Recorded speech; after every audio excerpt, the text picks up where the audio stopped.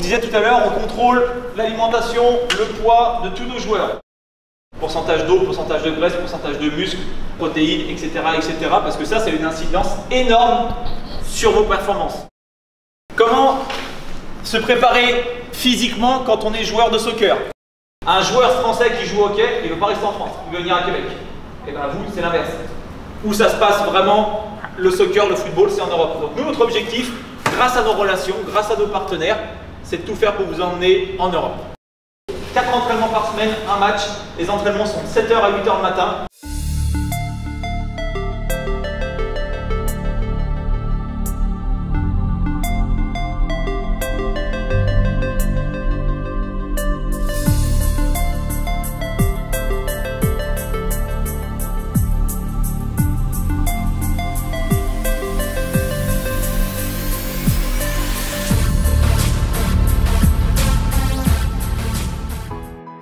Anthony, dis-moi, parle-nous un peu rapidement de toi, s'il te plaît, on veut te connaître un peu mieux. Alors, moi, je m'appelle Anthony Juillard, j'ai 33 ans.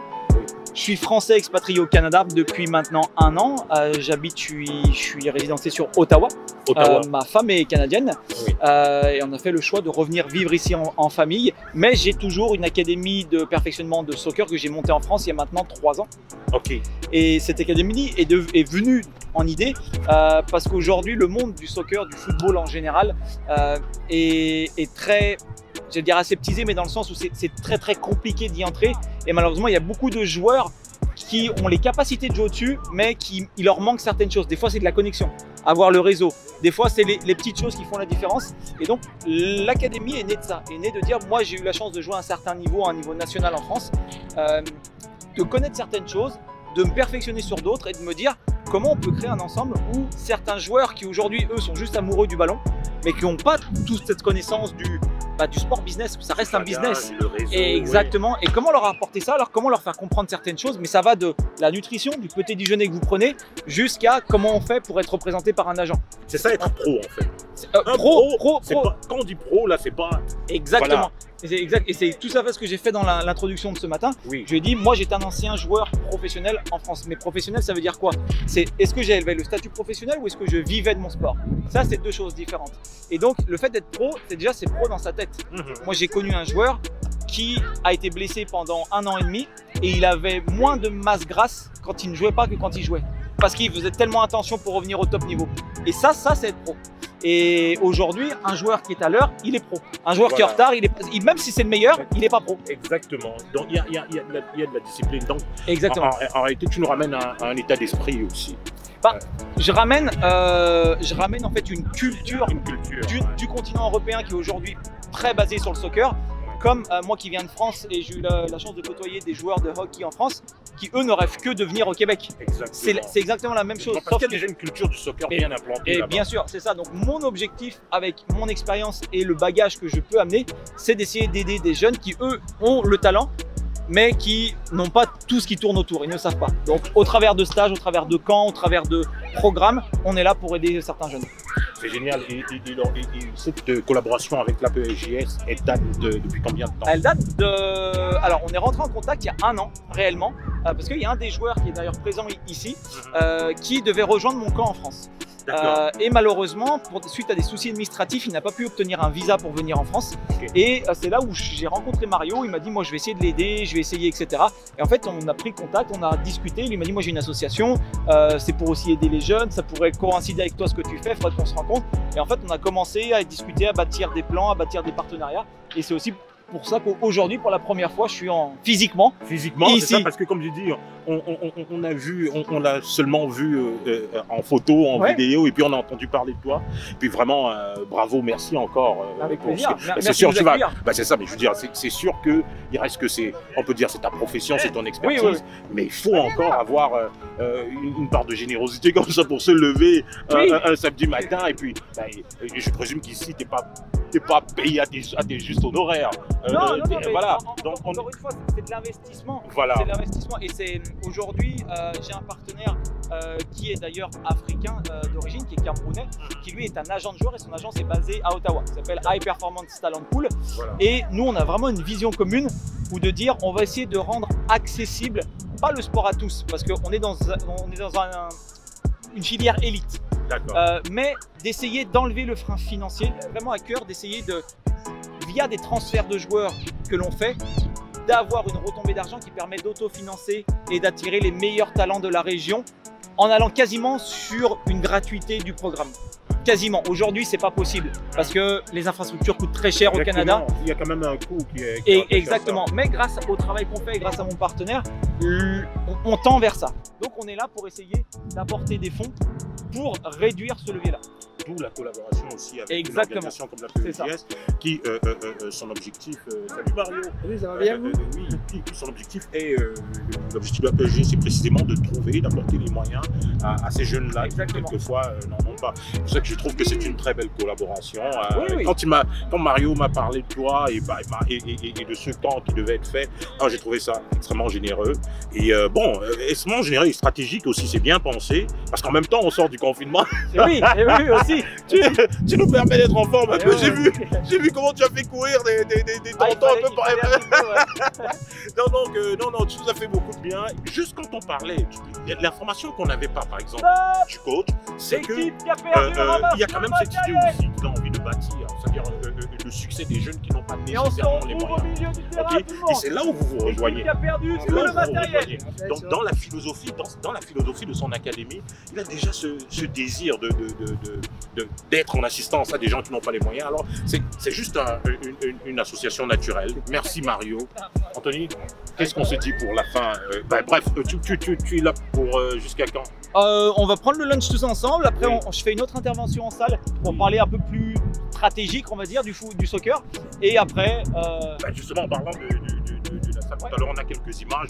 Dis-nous rapidement, en quelques secondes, c'était quoi le regroupement dans la salle? Le contenu de ce matin? Oui, de ce matin. De ce matin, c'était quoi? Alors, c'était très simple ce matin. C'était tout simplement une présentation de l'académie. Qui on est, qu'est-ce qu'on fait, pourquoi on le fait. Voilà. Et cet après-midi, ce sera quelque chose de beaucoup plus spécifique. On va parler en fait d'un projet de jeu. Qu'est-ce qu'un projet de jeu dans une équipe? Pourquoi c'est important d'avoir un projet de jeu et qui doit le faire? Voilà. Donc on rentre un peu plus dans le détail. Voilà. Et c'est très bien fait. C'est un très bon programme. Donc le matin, la table était mise pour faire comprendre l'association, qu'est-ce que c'est, ses années d'existence, son but, son objectif. Tout à fait. Donc, tout ce que tu m'as dit tantôt. Et il y avait une belle présence, tu as senti qu'il y avait de l'attention. Il y avait du répondant, il commençait même à avoir des petites questions. Alors, de la timidité parce qu'on ne se connaît pas, mais les jeunes venaient plutôt en off me dire ah ok, et puis ça. Mais c'est vrai qu'il y a déjà un intérêt et je pense que c'est que de bon augure pour la deuxième partie de tout à l'heure.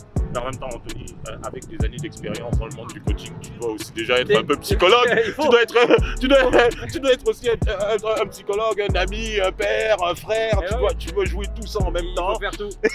Exactement. Alors voilà. Alors la deuxième étape après l'information, c'était l'étape échauffement du terrain. Bon, et qu'est-ce qu'on a fait sur le terrain? Alors qu'est-ce qu'on a fait? En fait, j'ai essayé d'amener une méthodologie d'entraînement qui est un peu standardisée en Europe, qu'on appelle notamment la méthode globale. Qu'est-ce que ça veut dire, la méthode globale? La méthode globale, c'est au terme d'un jeu, comme là, en fait, on a vu nos jeunes qui jouaient, il y avait une équipe bleue contre une équipe rouge, ils devaient aller chacun marquer dans des buts, mais il y avait des règles et des dimensions de jeu qui faisaient qu'on appuyait sur certains points tactiques, sur certains points physiques, et en fait, on travaille tout en même temps. Et c'était un peu ça, c'était aujourd'hui leur montrer comment on travaille en Europe, à quoi ils doivent s'attendre si jamais... Exactement, c'est ça. Je trouve que c'est motivant un peu pour leur envie d'accéder à des clubs de haut niveau. C'est comme ça que ça part, c'est comme ça que ça commence. Exactement, c'est ça, c'est ça. Le but, c'est de leur faire un petit peu toucher qu'est-ce qu'ils peuvent vivre s'ils traversent. Et s'ils sont disciplinés. Et surtout, s'ils sont pros. Et s'ils sont pros. Mais dans le bon sens du terme. Exactement, c'est ça. Merci. Merci à toi. Et puis bravo encore pour ce que tu fais. Avec plaisir. Merci beaucoup. Bien, merci à vous de m'accueillir.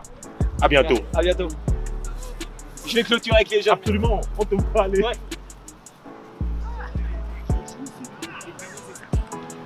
Allez. On est ici une organisation de jeunes très motivés. Et puis la PEJS, on se rappelle, la PEJS c'est quoi? La PEJS c'est cette organisation qui est toujours là pour s'occuper un peu, pour voir un peu, pour veiller à l'épanouissement des jeunes ici au Québec, au Canada. Et ils ont ce lien là aussi avec l'Afrique. Donc l'objectif de la PEJS étant de s'assurer que les jeunes poursuivre leurs rêves, autant dans le monde du sport que dans le monde scolaire ou même dans le monde professionnel. On est ici dans un exercice un peu de ce qu'est la mission de l'APEJS. Ça veut dire que trouver une façon de collaborer avec des organisations qui apportent un rapport technique avec les jeunes, je veux dire, qui leur permet de s'entraîner et de voir ce que c'est que être un professionnel et ce que sera une vie de carrière. Alors pour ça, bien sûr, il faut que des gens s'organisent, il faut que des individus, des bénévoles, Maman Charlotte, Mario et toute leur équipe, il faut qu'ils s'organisent pour pouvoir donner une journée comme celle-ci à nos jeunes. Et c'est pour ça qu'une organisation comme ça est faite. Donc pour pouvoir permettre à ces jeunes de vivre une telle expérience, c'est toute une beauté de le voir et de voir comment les jeunes étaient attentifs, de voir comment les jeunes étaient présents, de voir comment ils comprenaient l'enjeu même du professionnalisme, ce que c'est qu'être un professionnel. Alors, un grand merci à Anthony. On a constaté qu'on a un coach là qui a plaisir à le faire. Vous avez vu comment il a parlé, la passion qu'il avait dans sa façon de faire. Et c'est ce qu'il y a de rassurant pour nos jeunes. Alors, merci à APEJS. Bravo aux jeunes. Et puis, on prend aussi le temps de remercier René-Paul Colly, parce que vous savez, il était là ce matin. Vous allez voir quelques images de lui qui est toujours présent pour encourager les jeunes. Et puis, JB Diao, bravo, on l'a vu courir. C'est encourageant, bravo. Donc, on a passé un bon instant. Franck Eboa, président du Conseil panafricain, c'est toujours un plaisir de faire la promotion du carrefour des affaires panafricaines. Voilà, au plaisir.